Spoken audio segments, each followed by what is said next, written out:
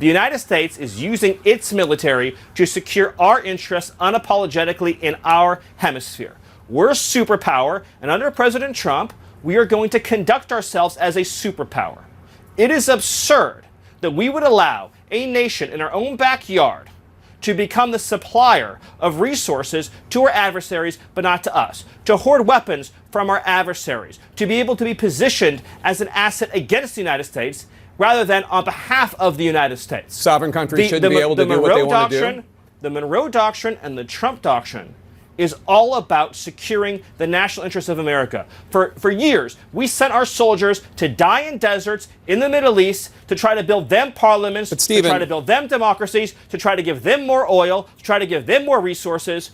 The future of the free world, Jake, depends on America being able to assert ourselves and our interests without apology. This whole period that happened after World War II, where the West began apologizing and groveling and begging I don't even and know, engaging these honestly, vast what you're talking about right schemes, now. What I'm talking about, Jake, is the idea, and by the way, you do, I know you love doing that smarmy thing, Jake, and I was hoping to be better than that this time. I asked you about if there should be an election.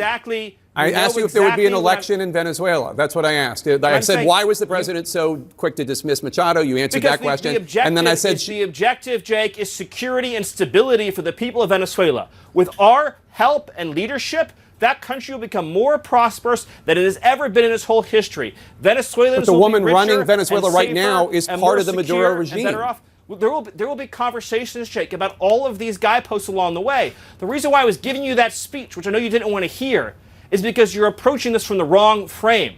This neoliberal frame that the United States' job is to go around the world and demanding immediate elections to be held everywhere, immediately, all the time, right away, to create these vacuums. That's not what I think, but you invaded the country. Went into the country and we seized the leader of Venezuela. Damn straight we did. And I'm saying, we're not going to let. So is the U.S. going to have new elections? Jake, is that we're not going to let Tim Pot communist dictators send rapists into our country, send drugs into our country, send weapons into our country. Okay. And we're not going to let a country fall into the hands of our adversaries.